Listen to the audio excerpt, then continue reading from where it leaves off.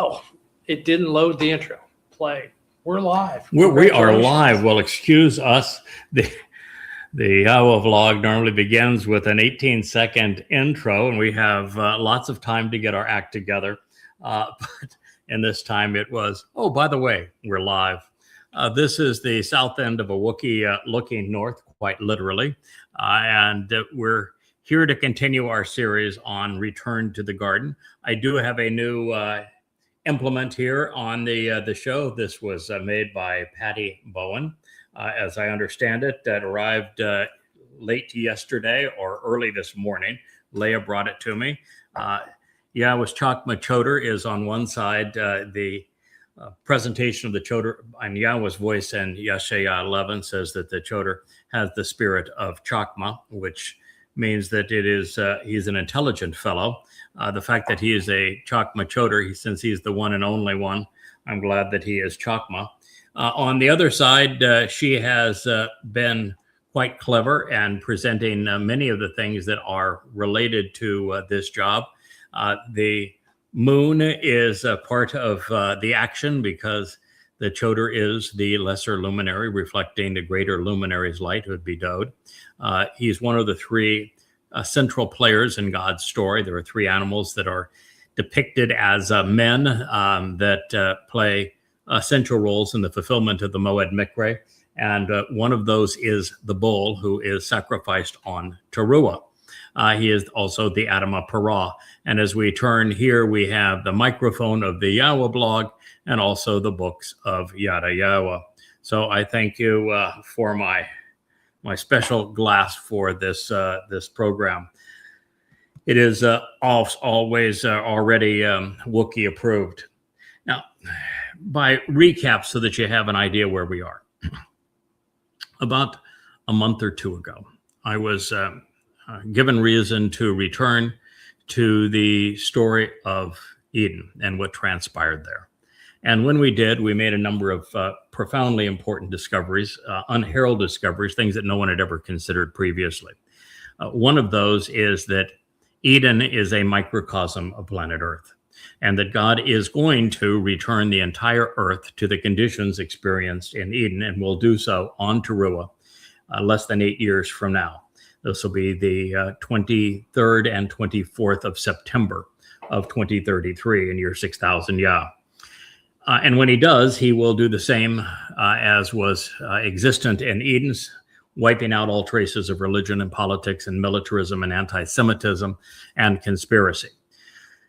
And then a select few will be allowed back into the garden, and those will be determined by the sacrifice of this bull here that we see on the back of the Choder's cup. Now, not only did we recognize these things, which are exceedingly profound, we also learned that it was God, Yahweh, who caused the fall of man, not something man did. It was actually man's crimes of omission more than commission. So this initial sin that must be expunged has nothing to do with the story. The fact of the matter is that Yahweh was bored with Adam. Adam didn't pass muster. He was not interesting. He did not listen. He did not engage and make a contribution, and Yahweh wanted him to work with him. He did not respond appropriately, and he proved himself unreliable. He showed no signs of growth and no indication that if he stumbled, he could recover, proving himself reliable and worthy. And therefore, there was no chance that Adam could ever reach the point that God could take him off of this planet and share the universe that he had created with him, which is really the intent.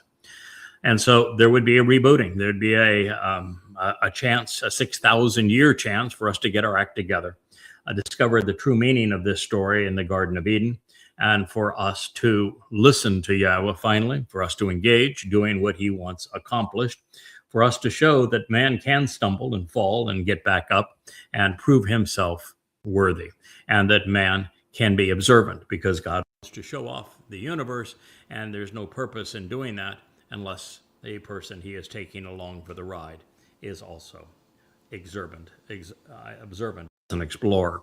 So this was a fairly profound series of discoveries because it shapes what we must achieve to be among those that God is going to afford this marvelous opportunity. Otherwise, no one's getting off this rock alive. The earth is fine-tuned to protect and to shelter life, just as was the garden, and they are exactly the same.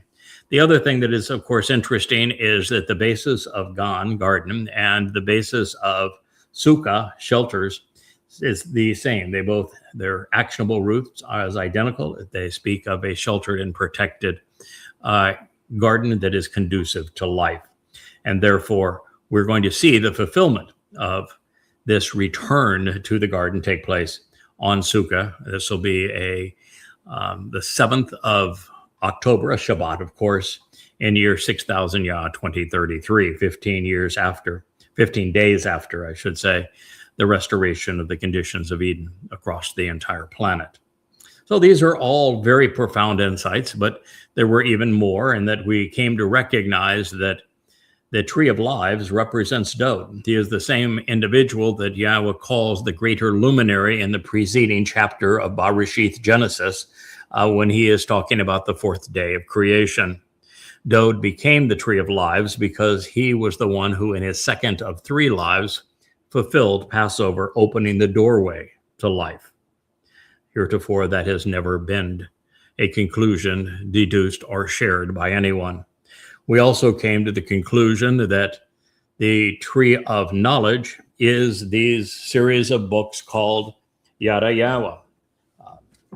There's 35 books in this series of Yada Yahweh. Yada means to know Yahweh, and they are all free in the library at yadayah.com. Not only that, we became aware that Yahweh's presentation of what is probably the most important prophecy for our time, that of the Choder, spoken of in Yahweh's voice in the 11th chapter of Isaiah. It is the most comprehensive prophecy in terms of the arrival of an individual that you will find anywhere. It's also repeated in the 14th Mashal, or proverb, written by King Dod. And it is about a Choder who is a stem, who has roots that are deeply entrenched, who is a Natsir, which is an observant branch, who is in fact the Etzah, the tree, providing the comprehensive counsel on Diath knowledge. So the Choder is in fact the tree of knowledge. You're listening to him now. Lots of insights for a return to the garden, none of which were previously heralded, all of which are profoundly important. So now, as we have moved through this story, one of the things that we just heard God say is that Adam and Chawah, prior to embarking on eating the fruit of the tree of knowledge, and I should also tell you that the tree of knowledge is actually the most important character in this story. It is representing a man. It's most of God's symbols represent men. And the tree of lives, while massively more important than the tree of knowledge, is mentioned. It's just mentioned in passing, and all the focus remains then on the tree of knowledge. And that before Adam and Chawah imbibed and bit into the tree of knowledge, they didn't just take a bite. They continued to devour everything they could. They were naked, wearing nothing but a smile, and they were comfortable in God's presence that way. It was only until such time as they had done precisely what God asked them not to do that they were uncomfortable being naked and exposed in his sight. Now, this is important because religions and the religious are all fixated on what one wears and of hiding, particularly the female form, when God's got no such issues. And the fact is, you probably are not ready to be invited back into the garden if you're fixated on religious dress or on modesty, because you have to be ready to be fully exposed to Yahweh. fully exposed to God before you'll be comfortable in his presence in the garden. The other thing we learned is that the parting shot of what transpired in the garden prior to Yahweh's rebuke and his questioning of Adam and Chava was that God said that it's important for a man to walk away from his mother and father and to be with his woman. The reason this is important is that it is a departure where, as I've said, I'm the first to recognize that man did not cause the fall of man, nor did woman. It was God that caused it. And he did so because he wanted us to have the opportunity to demonstrate that we could be interesting companions. And as he does that, he is leaving man to his own devices.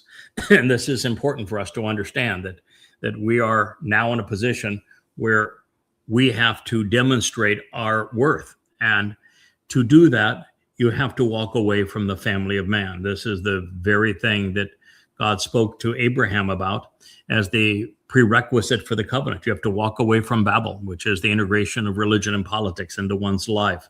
And you have to leave your father's house, which is very much like the statement that God just shared here in the second chapter of Bereshith in the Torah. So we're being set up for what would be required to be part of the covenant. And central to that today requires listening to the voice of Yahweh. So here's what we read next. Then with ongoing implications over time, they actually heard, Wah Shama, they, masculine singular, as in mankind, would hear with the benefits of listening continuously playing out. This is the call imperfect, third person, masculine, plural, that which pertains to the call, the voice of Yahweh Almighty, as he independently and on his own initiative, unaffected by any other influence, was traveling about pursuant to Hagan, the enclosed and sheltered garden, this covered and protective enclosure for life, concerning the Ruach spirit of the day. Now, before we continue this particular statement, and this is the first part of Bereshith 3:8, let's analyze some of God's choices of nomenclature. First, Shama. This is the great catastrophe of religion, and it plays out more aggressively and negatively in Judaism. Well, Judaism, Christianity, and Islam all have this problem. God never once asked us to speak to him, never once asked us to pray. He doesn't want us to bow down before him. He doesn't want us to worship him, but he most certainly never once asks us to pray. But he quite often asks us to Shama, to listen. Now, Jews screw this up when Yahweh in Devarim, the 4th chapter, he's telling Jews, he says, Shama, listen, Yahweh, your God, is one. And Jews, rather than saying, well, okay, Yahweh is God's name, and there's just one of him, and we need to listen to him, they talk over him. They turn the Shama into a prayer and talk over God rather than listening to him, and then they even replace Yahweh's name with Adonai, the Lord. It's a shame. Paul, in creating Christianity, said, pray without ceasing, which means don't listen to Yahweh. And of course, Judaism is all fixated on multiple prayers every day, and none of them are really a prayer. They're a confession of submission to Allah, where you bow down in humility and put your nose in the dirt. It is it's a shameful thing, but that's what Allah wants, because Allah is Satan. So with ongoing implications over time, they actually heard. Now they were listening. But it's the they is masculine plural, so it is actually speaking of another time. What pertains to the Kol voice, the Kol voice of Yahweh is going to come up many times throughout the Torah and prophets. And in particular, the Kol voice of Yahweh is presented as a latter-day witness that God has empowered to clear the obstacles away, to raise a thoroughfare from our world, the material world, to the spiritual world of the heavens where Yahweh resides. And so it is this call of Yahweh that calls out in this wilderness of death and deceit to clear away the religious obstacles that have cluttered the way to Yahweh, which is through his Moed Mikre. And so the call voice of Yahweh is an essential prophetic figure discussed throughout the prophets, and particularly in the book of Isaiah, Yeshayah. He is of Yahweh. Yahweh is God's one and only name. If you do not know Yahweh's name, you do not know God. God does not know you. It is very easy to pronounce. The introduction of Yahweh's name was to Moshe. And at the time, Yahweh specifically said that his name was based upon the Hebrew verb haya. Haya means to be. I was, I am, I will be. I exist. And haya tells us how to pronounce the Y, the Yod, and the two Hay's in Yahweh's name. It's Hayah. And then to understand the pronunciation of the Wa, which is the W, which is another vowel. Hebrew has 5 vowels and 17 consonants. All you have to do is look at the book that instructs us about the proper pronunciation of Yahweh's name. It's in the Torah. The O in Torah comes from the Hebrew Wa.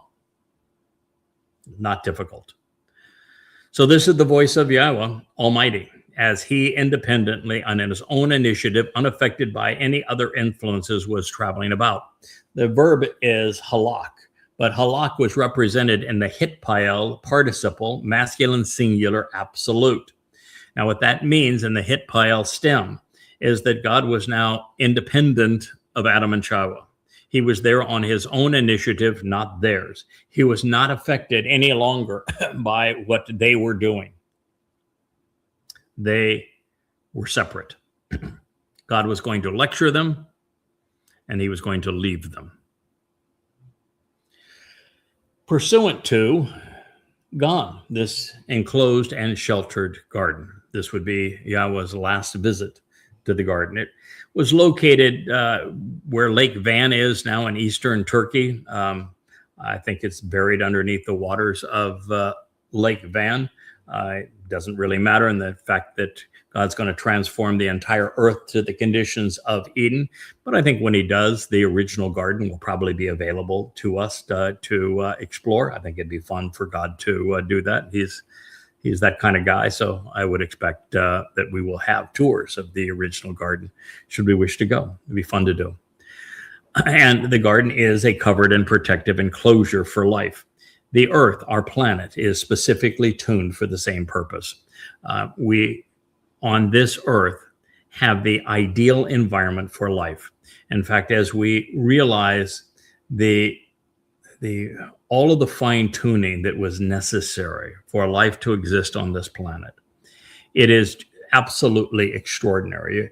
I've seen programs presented by scientists and physicists and the like, and they talk about the numbers, and you get to something in the range of 10 to the 100th power.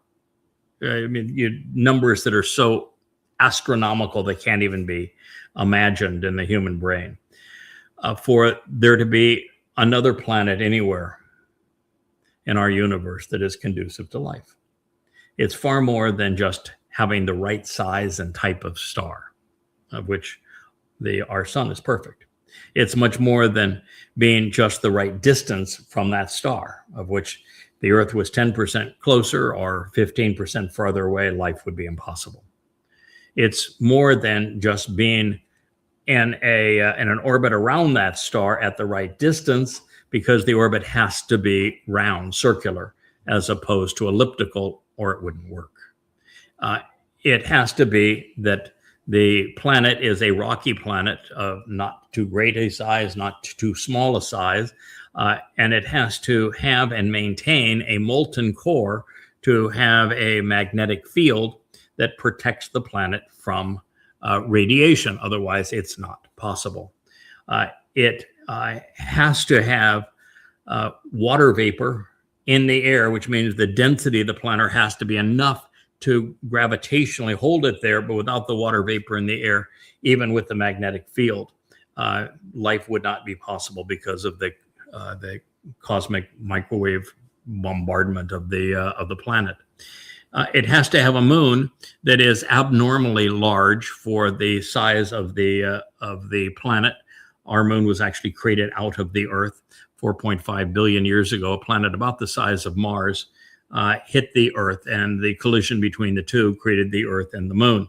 A very unique situation. In fact, we don't see another combination of planet our size and moon our size, not only anywhere in our solar system, but anywhere in our galaxy. And it also has to have a gaseous giant placed outside of its orbit that is the distance that we find Jupiter and the size we find Jupiter. Otherwise, there's no vacuum cleaner out there to get rid of all of the harmful meteors and asteroids and comets that would otherwise destroy any chance of life on the planet. And it just goes on and on. It has to be in a certain range within an arm with a galaxy where it's about 3/4 of the way out from the center of a galaxy as we are from our sun. Any further out, and you don't get stars like the sun, you get red dwarfs, which won't support life, and you don't get any of the large quasars and neutron stars and that sort of thing that can explode and create the heavy elements. We're carbon-based creatures. So they don't exist if you go further out. And if you go further in, then the environment is just too caustic. When a quasar and the like stars explode, they would take all life away on the planet. So it gets too caustic as you move further in. And it can't even happen on a galaxy unless that galaxy is separated significantly from other galaxies as ours is.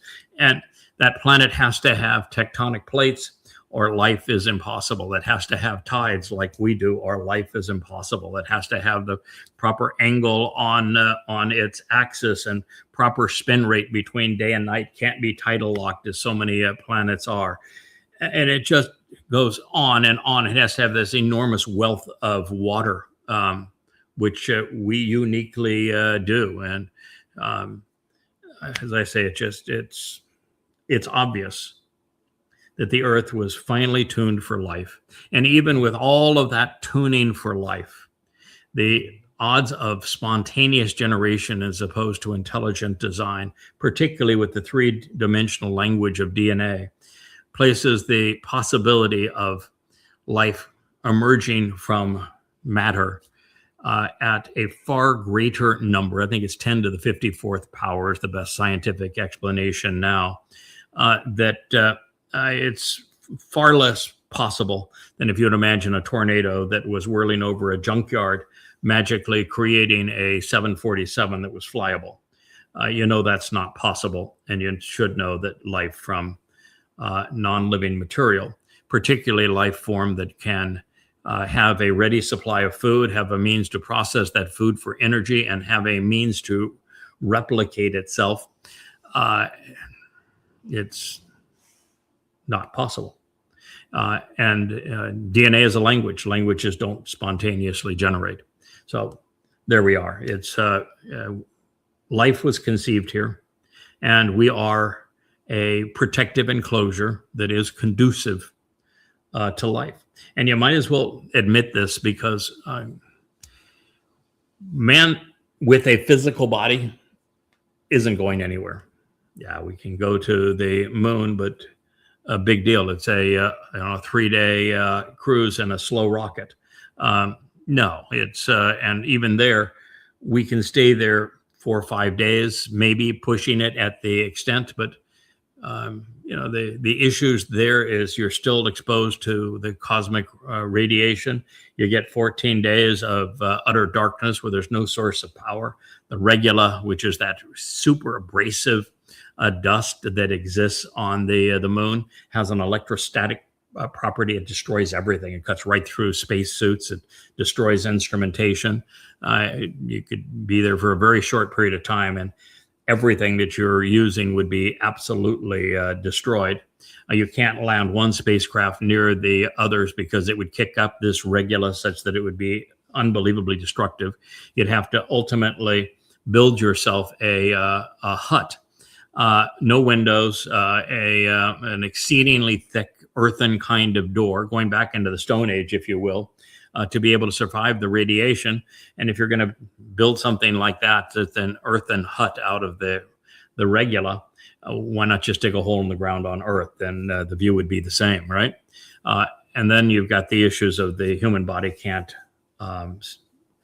continue to function in zero or lower gravity than what we experience on Earth, because everything falls apart. Our hearts weaken, our muscles weaken, our bones weaken, everything about us falls apart. So it just can't be done. So man, most certainly not going to Mars to live. You might go to Mars as a vanity project to die, but that would be it. So this is it, where we are. And it is equivalent to Eden, and God is offering, committed to returning the earth to the Garden of Eden. And those that will be there because they have listened to what we're talking about now, and they've availed themselves of what we're talking about now. Without this message and it being finally heeded and resonating among God's people, it wouldn't happen. Now, this goes on to say that it's not just pursuant to the enclosed and sheltered garden, but it's concerning the Ruach spirit of the day. Now, this is the first mention of the Ruach in the garden. And here it is after humankind has failed and is going to be booted out. The Ruach is mentioned in the creation account earlier, and it's the Ruach that Yahweh dispatches to expand the universe and to regulate it, if you will, to make certain that that light that he conceived is managed in an appropriate way. Matter of fact, it's just really an interesting thing to note that God said, "Let there be light." And I don't think people have a full appreciation what that means, because light is the very stuff that is later turned into matter. Energy and matter are the same things. They're just different amounts of the same thing. That's what E equals MC2 represents. That matter is a form of organized light, and that it is it's like the same amount of light and matter. You have to multiply matter by the square of the speed of light to equal matter. But here you go. The correlation between the two, matter and energy, is the square of the speed of light, because the speed of light speed is the governing factor of the universe. It is the thing that regulates the universe. It's not just that it is the universal speed limit, and it is. Nothing can or will ever travel faster than light. If something, a physical entity, were to travel faster than the speed of light, it would destroy the universe. It would have to become so large in terms of its inertia that it would consume the entire universe just to propel it. And it would exist in multiple places at one time, defying the laws of physics. But the worst part of the whole thing, if you were to move faster than the speed of light, you would unravel the very fabric of space-time, such that consequence would precede cause. And so cause and effect, the effect would precede consequence or cause if we were to travel faster than the speed of light. And it just is absolutely impossible to tear the human body apart if you even approach that speed, and your spacecraft hit just a random hydrogen atom. It'd be like a nuclear bomb going off. Your body, as it approaches the speed, all matter stretches so that your entire body would explode. It is just, for every way you look at it, it is an impossibility. Just to propel something anywhere close to that would take all of the energy in the universe to even approach it happening. And even then, based upon that stretching of the fabric of time, it would destroy the object being accelerated to that point. And even at the speed of light, there's no part of our universe that we can visit. We can't even approximate it. The fastest we've ever created a spacecraft is one without a human, so that we could send it very close to the sun and slingshot around the sun, which would kill it if it had a human occupant. And that one is traveling at 0.1% of the speed of light. 0.1%. That's the closest we've ever gone, and we can't even approximate that at this point. And at this point, that would take us many thousands of years to even get to the first star. And there is no way to replicate humanity in space, and our bodies wouldn't survive the low gravity environment. It's a factual impossibility. We'll never get beyond this planet to live. As a vanity project, we could possibly get to Mars, but no one's going to live there. We can return to the moon, but no one's going to live there. This is the only place that we can live, and it is therefore designated as God's view of this will be our sheltered garden. It's also interesting that not only is light the substance of matter, not only is light the universal timekeeper, not only is light the means to regulate the universe, its defense mechanism really is light. It must make certain that no particle ever exceeds the speed of light, or it'd be the unraveling of the undoing of the universe. And it's the ultimate timekeeper as well. But also, information cannot pass from one place to another any faster than the speed of light. Even a quantum computer, it's still limited to the speed of light. So all of these things are absolutely fascinating. My favorite aspect of all of this, as we'll get back to the spirit of the day, is that what I've long stated is that when we get rid of our physical bodies, which means that you've got to get away from religion, because Judaism, Christianity, and Islam all believe in the resurrection of the body. That's counterproductive. If you have a body, you can't live on this planet. And you're still restricted. You can't go to the next dimension. It is only when you don't have a body and your soul is encased in light and energy that you have the opportunity to be enriched and empowered and enabled. And so when that happens, then we, in fact, can do what God is looking for man and woman to do, which is to be trustworthy enough that he can take us off of this planet. But here's what's the beauty of it.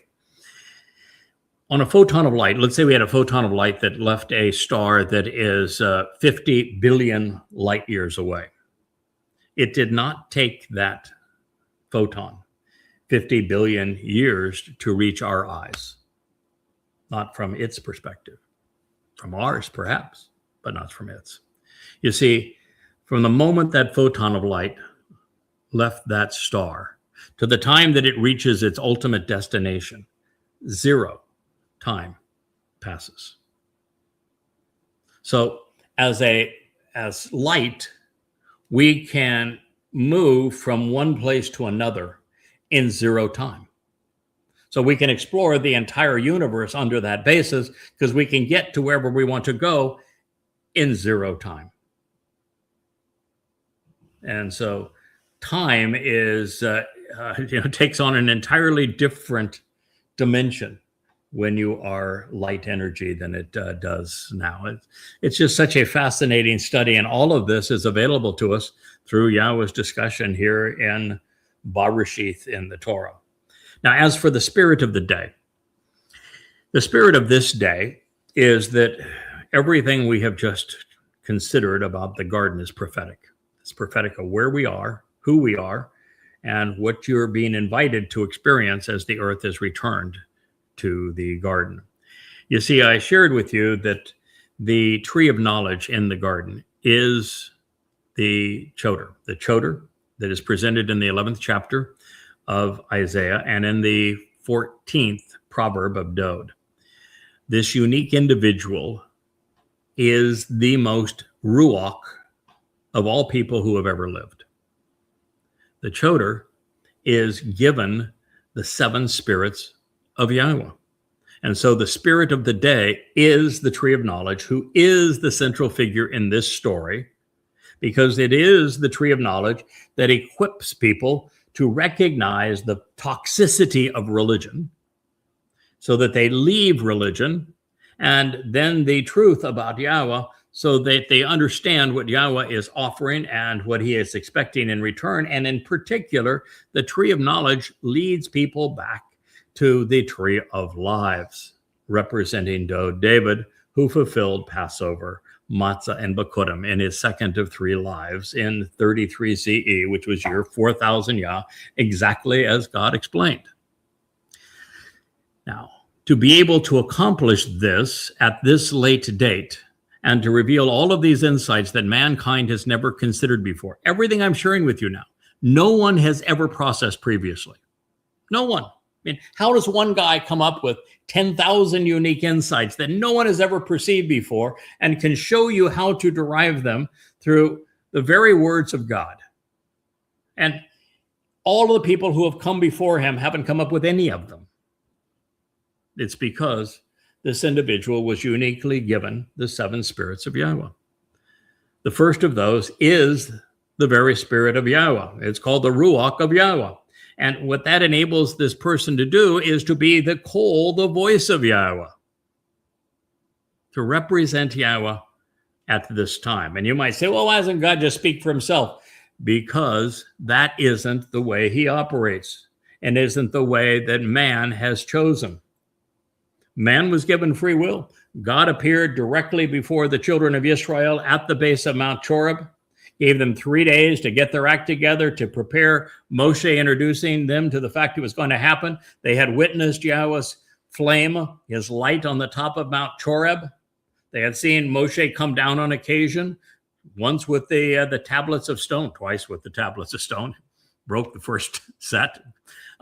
And they saw him radiate. His face was glowing. They saw the man's confidence. And so he said, God said, I'm going to come down. I'm going to demonstrate tangibly that I am God and I am speaking to you, so they trust what you have to say. And this is very consistent all the way through the Torah. When God chooses someone to speak through, he tells you, I have chosen this guy to speak through. There's no question about it. The Choder is the most obvious of these people for the last 3,000 years. The person that God says the most about is David. He is actually the person that is identified in the 18th chapter of Devarim, known to other people by its Greek title, Deuteronomy. But second unto Dod, the most prophetic ink is describing this Choder, this voice of God, the herald of Dod, the lesser luminary, the tree of knowledge that points people back and equips them to capitalize on the tree of lives. And this individual has the very Ruach of Yahweh. That has happened very, very infrequently. In fact, I don't think there's another place where it actually says the spirit of Yahweh. We know the Ruach came upon Moshe, it came upon Dod, and it came upon a few others here and there along the way, but it's never expressed as the spirit of Yahweh. That's profound. And now what I was going to say, when Yahweh came to speak directly to the children of Israel, he was represented by fire, because God won't fit into a man. This idea that God can be a man like is in Jesus Christ is utterly stupid. God won't fit on our planet, much less in our solar system, much less in our galaxy, and even in this entire universe. He has to be larger than the universe he created to have created it. So God is a dimension beyond our 6-dimensional universe. So for God to project himself into our presence, he has to do it in some manner. And the way that he did it there is he created a fire. Fire represents light and energy, and therefore is a really ideal metaphor for him to convey his existence to us. So he appeared as a fiery light in their presence, and he spoke in his voice to them, and he didn't get a full sentence into it before the children of Israel says, no, you go away, man. We're going to die.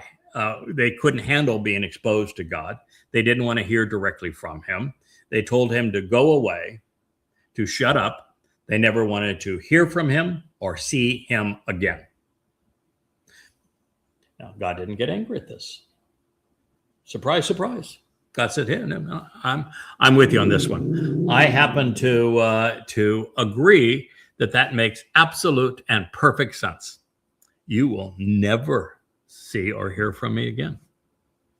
From that point on, God's revelation to man was through men.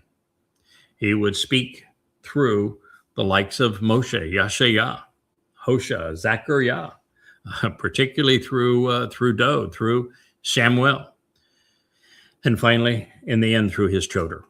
So that is what God has chosen. That's what man has chosen. That is the way it has always been. It's the way it will always be. When Dode returns as King of the universe on Kippurim, the 2nd of October, 6:22 p.m. in Jerusalem, as the sun sets on the 2nd of October, 2033, in year 6000 Yah, when he returns with Yahweh, God said he's going to be Elyon, the very influence of God and his presence and in our presence. So God is going to continue throughout eternity to work through individuals of his choosing. Dode is the most important of them. This fellow named the Choder, this tree of knowledge, is high up there on that list, but way below Dode. And so the spirit of the day is the fact that the tree of knowledge, the Choder, which is synonymous with the tree of knowledge, God made that emphatically clear in the 11th chapter of Isaiah, that the two of them, similarly named, filled with the Spirit. That is the spirit of the day. The Choder, in addition to the spirit of Yahweh, has the Choder of the spirit of Chokmah. That's why it says there, the Choder, Chokmah Choder. He has the spirit, and that means intelligence, by the way.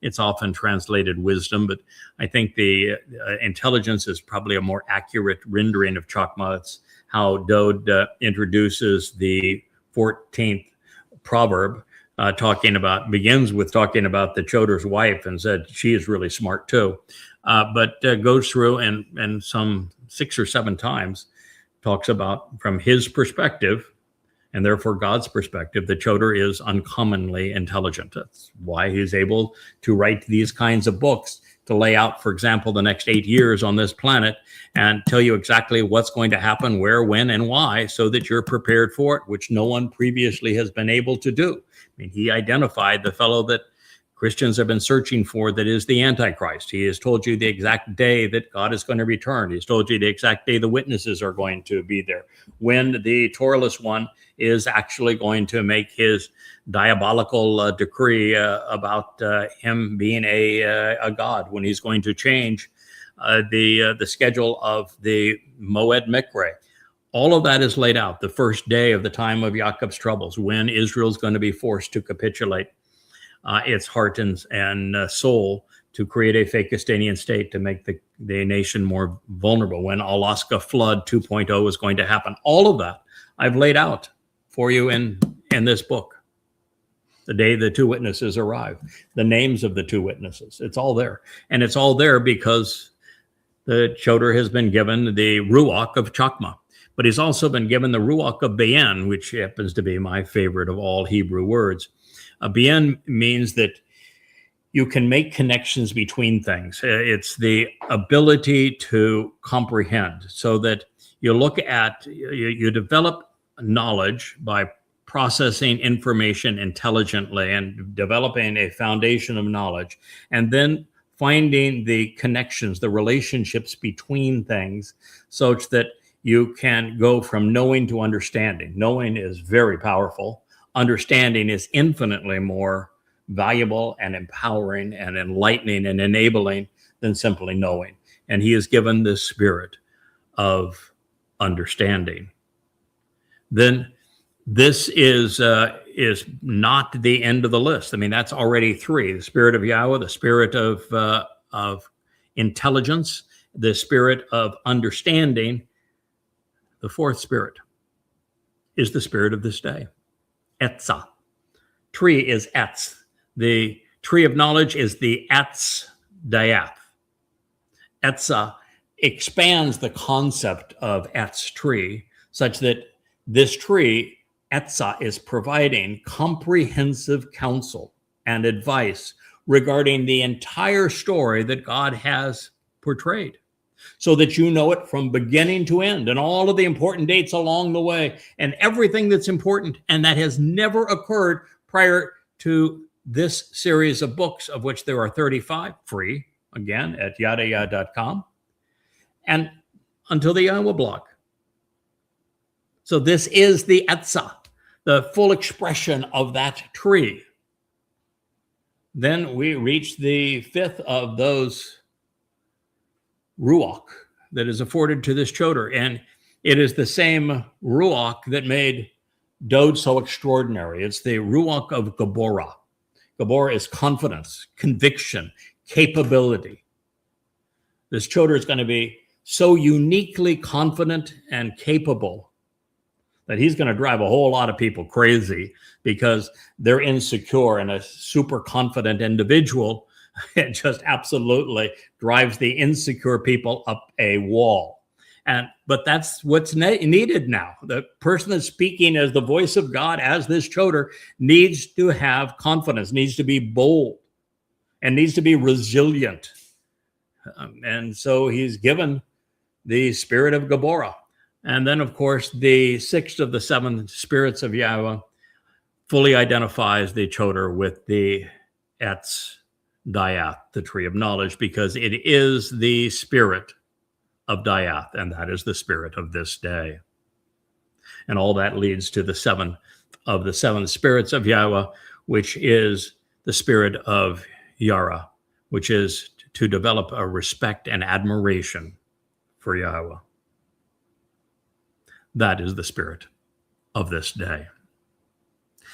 Of course, in your religious publications, they'll say it is the cool of the day. Ruach does not mean cool. It means spirit. Therefore, the man, whom we call Adam, it's just Waha Adam. Adam means red, earth, and man. As Adamah would be the bloody red man of the earth, with the ending expanding our understanding of the word, because this is prophetic and speaking of the Adamah Parah, who is the productive bull that is bull up here, the productive bull who is a bloody red man of the earth, because he is the man from Edom who is sacrificed to save many. So therefore, Adam, this man, and his woman withdrew as he moved away by himself. So he moved away would mean that the man moved away from everybody, from Yahweh and from Chawa. Chawa is actually the name of the first woman conceived to help man. It's another insight.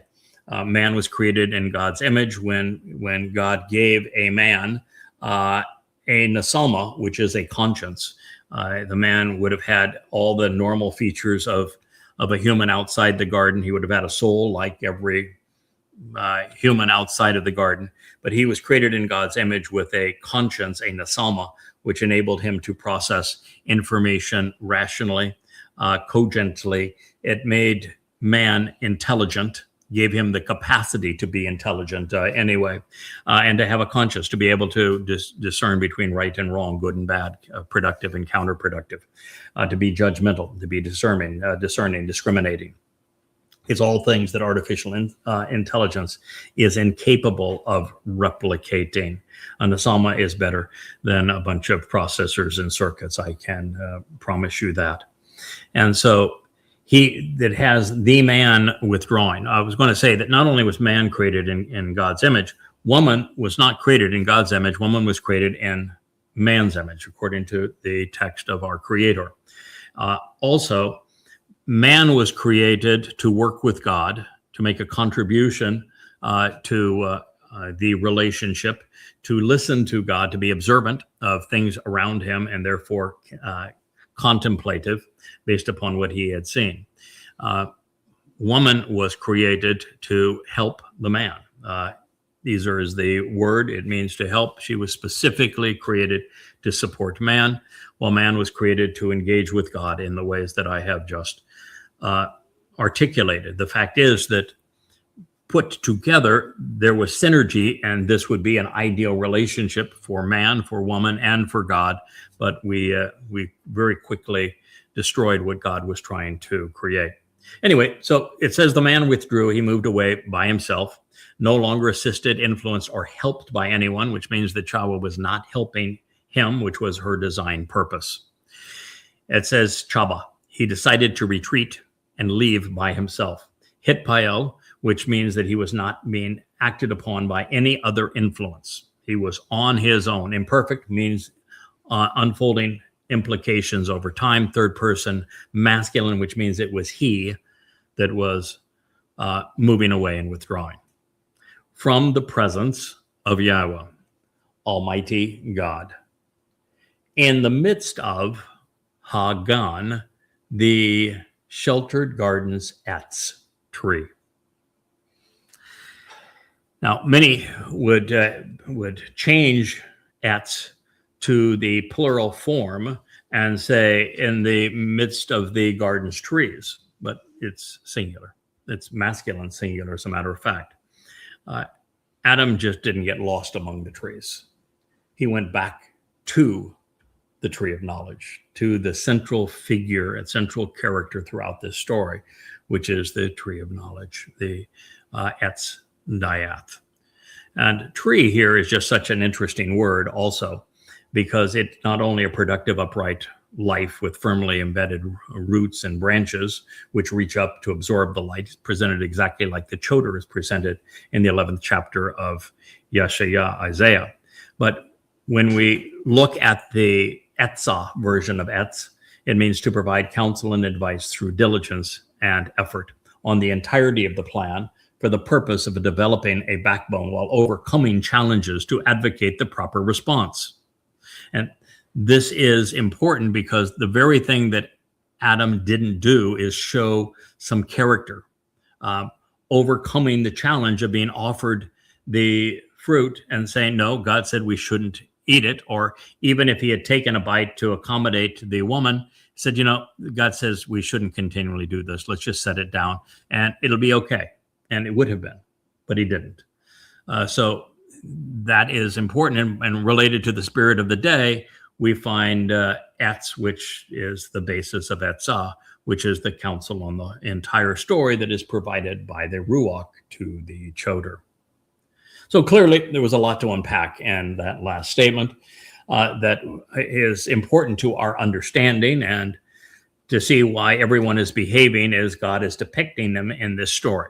And after we had had the characters described and we've watched them interact and they've been introduced along with their attributes, we find that God's solution to being unimpressed by the man is being laid out here. His cold voice would convey his solution. The descriptive title, of course, belongs to the Adamah, the man of the earth. God has twice spoken of Yada in this narrative, and Yada is the one who knows. That is why it is Yada, Yahweh. And he is serving as the Etz Dayath, this tree of knowledge, as the Bashar herald of Dod, the tree of lives. Now, while it wasn't the man and woman who were listening, something we can deduce by realizing that Shama was presented in the masculine plural. Therefore, it's addressing men and women of another millennia, mankind in another time, our time. Nevertheless, by having devoured some of its fruit, Adam and Chawa should now have been at least somewhat familiar with him, such that they recognized him. His cold voice would have shattered their illusions, however, just as he would the delusions later in life of the religious, the political, the conspiratorialists. I have written 13 volumes excoriating religion. Here is one of 5 that destroys the religion of Islam. Here is one of 5 that destroys the religion of Christianity. And I've written 3 that destroy the religion of Judaism. So he is a voice to proclaim what is wrong, injurious, doing something no one has previously done before. So this is the call of Yahweh, exclaimed through the prophet Yeshaya, who would call out in the wilderness, prepare the way for man's return to God and God's return to man, clearing the obstacles that had been strewn in the path, most of which are religious or political or militant or conspiratorial or anti-Semitic.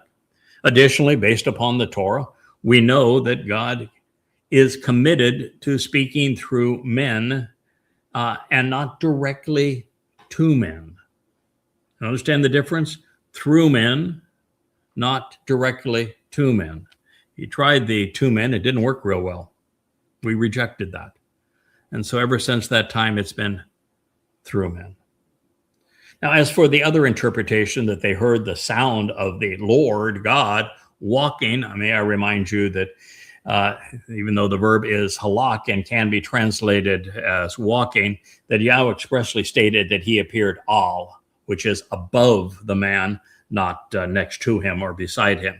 Kol is properly defined as voice 4 times more often than it is rendered sound. And since Yahweh is a 7-dimensional being, should he want to interact with man using legs and feet and conveying the sound of footsteps over broken branches, the most he could have done would be to project his nephesh soul into a physical form for the occasion. But had that been the case here, he would have depicted his presence using the term he uses elsewhere, ish, individual, something we have not seen anywhere in this narrative. Instead, we are told that this day pertained to the Ruach, spirit of Yahweh, something men have corrupted to cool of the day. And this is to say that it is correct to conclude that God was speaking to and observing this man as if he were a pet in a cage, swimming around akin to a goldfish bowl. Now, affirming this, while a lock can be rendered walking, it is correctly translated coming and going, moving about, and traveling 3 times more often than it is presented as walking. Therefore, Yahweh is continuing to use this narrative to advance his solution and his lack of interest in the uneducated, inexperienced, unproductive, undisciplined, unmotivated, irresponsible, and self-entitled man. Yah's tree would have a voice. Yada Yahweh would become the Yahweh vlog. Now, should you disagree, that's your prerogative. But be aware, over the past 3,000 years, no one has known Yahweh better or spoken more accurately of him or for him. Even here, I'm the first to identify Dode as the Tree of Lives, which was predicated upon being the first to prove that Dode fulfilled Passover and is second of 3 lives, opening the door to life. And by properly reflecting the sun's brilliance, I became the Tree of Knowledge, the lesser luminary, the first to lead the world back to the Etz Chaim through the Etz Dayath. This is something Yeshaya understood, but even the prophet Zechariah could not grasp this as he pondered the implications of the 2 trees flanking the menorah, the one next to the lights representing the first 3 mikre on one side and the other rooted alongside the fall mikre. Dode on the spring mikre, yada, aligned with the fall. As a result, I'm the first to demonstrate that the Choder, Yahweh, foretold through Yeshayah, is the Etzah Dayath, as a result of the Ruach Spirit. Now, that in and of itself is among the greatest discoveries of our age, of any age, because it destroys all messianic connections, not only with the Choder, but with the garden, with the tree of lives, with the Torah, with the prophets. There's no room for a mythical Jesus in the midst of these truths that are so profound about Dode and the role that the lesser luminary plays in reflecting the greater luminary's light, where the tree of knowledge leads us back to the tree of lives. But that's just low-hanging fruit, because I'm the first to determine that it was Yahweh who caused the fall of man. Now, climbing higher in the tree, I shared how God arranged man's ouster from the garden such that with woman, after billions of iterations, this would eventually evolve towards the desired result. Climbing to the top of the tree, I explained that our time out of and then back to the garden has transpired for a singular purpose, played out over 6,000 years. This is an opportunity for some men and women to become sufficiently interesting and reliable by being observant and listening to God, and then engaging and contributing something to the relationship, having fallen, having the wherewithal to prove that we can be trusted by standing up again, so that Yahweh can remove us from the Gan, this sheltered enclosure, even from the planet Earth itself, and allow some of us free reign throughout the universe, as well as access to Shamayim. Therefore, our journey isn't about seeking salvation, but instead striving to be interesting and trustworthy. For this to occur, God would have to give us the time and the space to learn, to grow, to experience both life and death, to accomplish something worthwhile, to fall and get up again, to show that we are worthy of his attention and that we can be trusted to follow instructions. So indeed, there would eventually be those willing to listen and engage accordingly, and they would consume this fruit and become family. The initial exemplar of all of this was actually Noach, which is why he was lifted above the fallen. The Nephilim, their name means to fall, achieving this distinction by listening to Yahweh and then doing as God had asked, even caring for the animals that God enjoyed so much in the process. And this would serve as a sign of the covenant, made apparent by the 7 colors of the rainbow. As they broke through the stormy clouds, you can see that menorah with the 7 colors of light of the rainbow spinning over my left shoulder. Even the 8 souls above the ark, they were symbolic of the 8 epochs of mankind's great adventure. It would take 6 millennia for enough of us to become interesting, to justify opening the Gan, this protective enclosure again. But the situation would be different this time, as the 7th millennia is our opportunity to get it right. For the tree of knowledge and the 8 individuals harvesting and sharing the fruit around him, those who were designated by the Shabuah harvest and the Teruah gleaning, and now acknowledged again on Sukkah, to properly equip the mortal remnant of humanity for the greatest opportunity of all. And that is when, beginning on the 8th day of Sukkah shelters, those who have made a contribution, proven that they can be trusted, and who have become interesting by learning, can be emancipated, free to explore the cosmos with our Creator, in a fashion that is mutually beneficial because we're interesting, because we can be trusted at long last. Now, as a result, now you know why my collaboration with Yahweh would play out over 32 years from 2001 to 2033. And then 8 years representing this transition through the 8th days of Sukkah, and why it would require, well, so much effort, 100,000 hours already. It's still counting.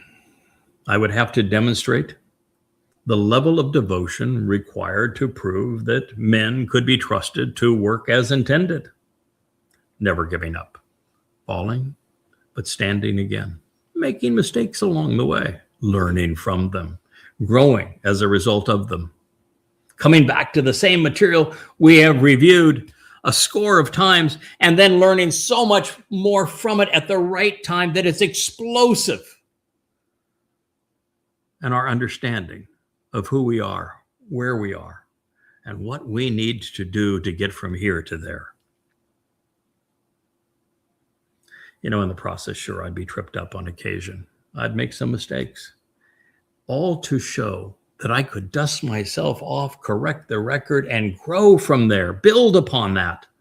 God wanted someone to affirm that by listening to him and engaging accordingly, going to where his words lead, that we are capable of learning what would be required of us to be enriched and empowered and able and emancipated by him to the extent that we become seven-dimensional explorers.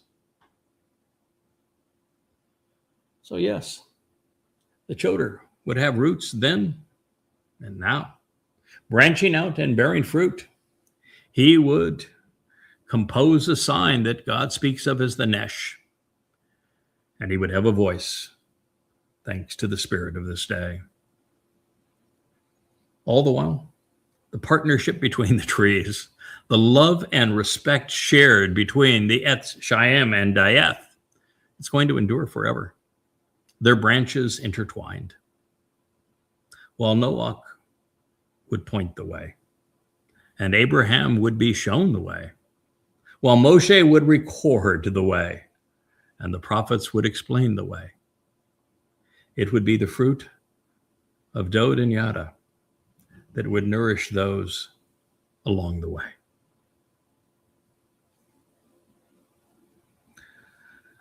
Yes, the fruit of these trees is the covenant family.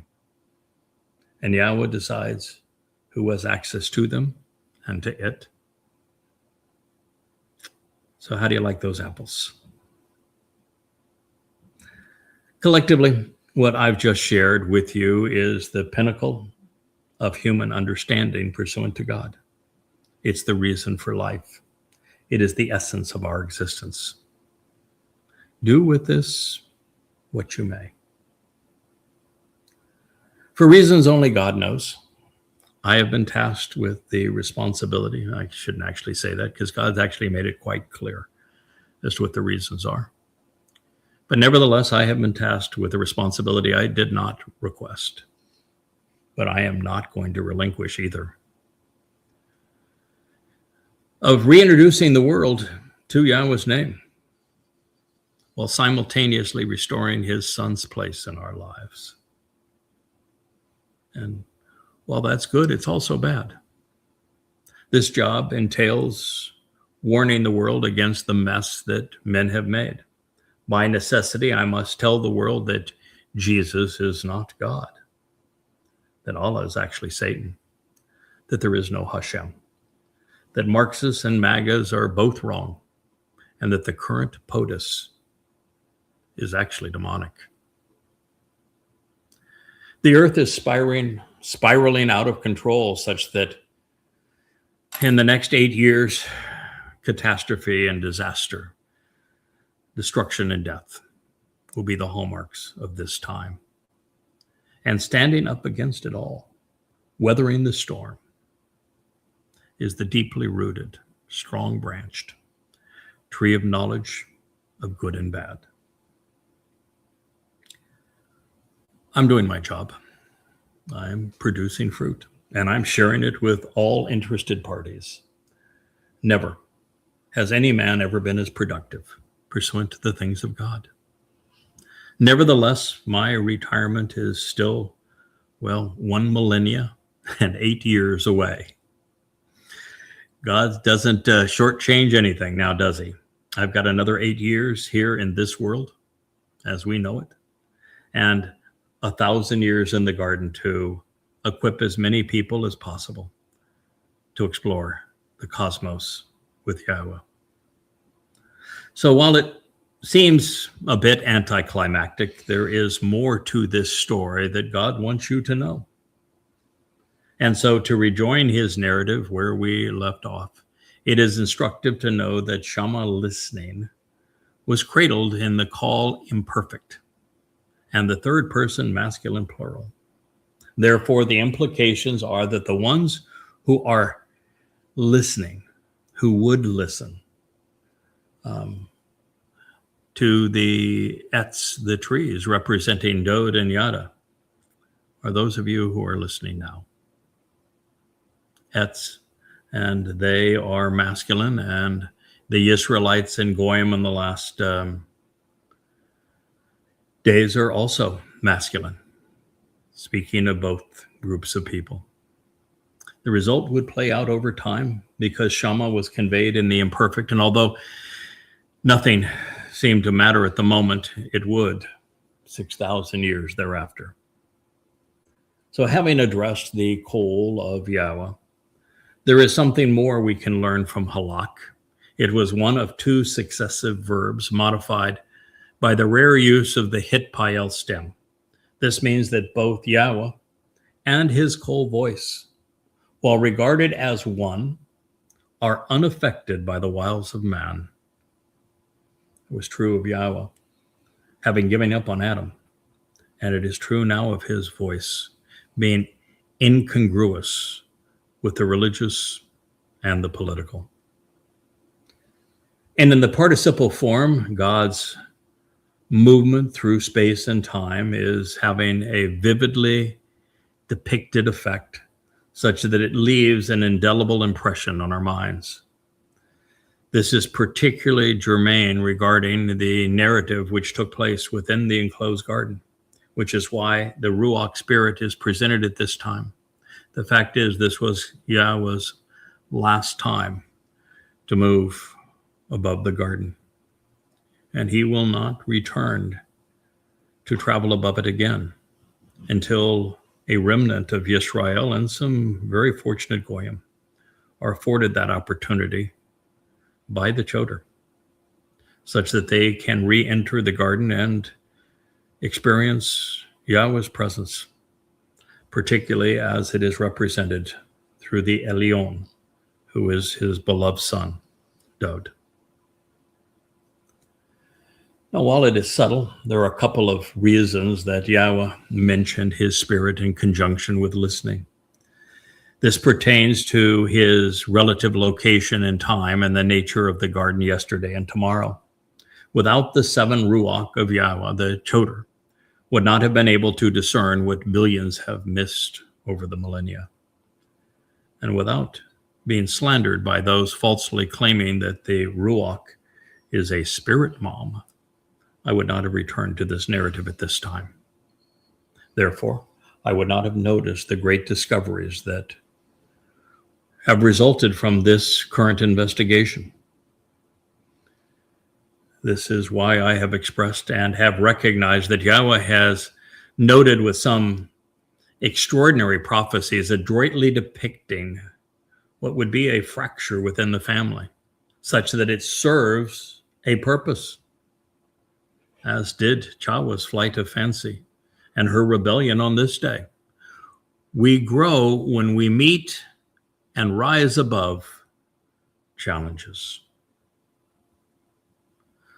So, moving even deeper into the preceding narrative, while the story depicts Adam and Chawah together, it's the man who is shown as Chaba, withdrawing from God, because it was scribed in the third person masculine singular, as I mentioned previously. Further, since Chaba was modified by the hitpael stem, Adam is acknowledging that he is no longer being assisted by Chawa or influenced by God. This suggests that he, Chaba, decided to leave also on his own accord. So the parting was mutual between God and man. It didn't work out. All of this brings us right back to the Etz, the tree, which remains masculine and singular throughout. This text does not say that Adam was hiding among the trees, plural. He was ba-tawak, in the midst of the one tree in the garden, in the Gan. It was the one he coveted, apparently trying to consume as much of it as he could prior to being escorted out of the garden. Therefore, while Chawa was the first to bite, wanting to be a mother goddess in her case, Adam was anything but an innocent bystander. So we are also reminded of what this Etz represents. The tree's purpose was to etzah, provide counsel and advice through diligence and effort on the entirety of the plan, ultimately framing the issues that God wanted understood, providing the right perspective to advise people regarding them. In the process, man would develop a backbone while overcoming challenges, all to advocate for the proper response. Sure, it would be painful at times, as he would trip and fall to demonstrate the resolve to rise again, risking being shut out because his message would be an open defiance of the schemes proposed by those deemed authorized. I think that's a good place for us to start or stop this particular program. We'll rejoin in Yahweh's next statement, which is recorded in Bereshith, Genesis 3:9. And it states that Yahweh, who is God, called out, issuing an invitation to read and recite. He kared, the verbal base of Mikra, the 7 invitations for us to be called out of this world and to meet with God. And he's made this proclamation to the man. And he asked him, where are you? He's asking you the same question. Thank you for listening. We'll be back tomorrow.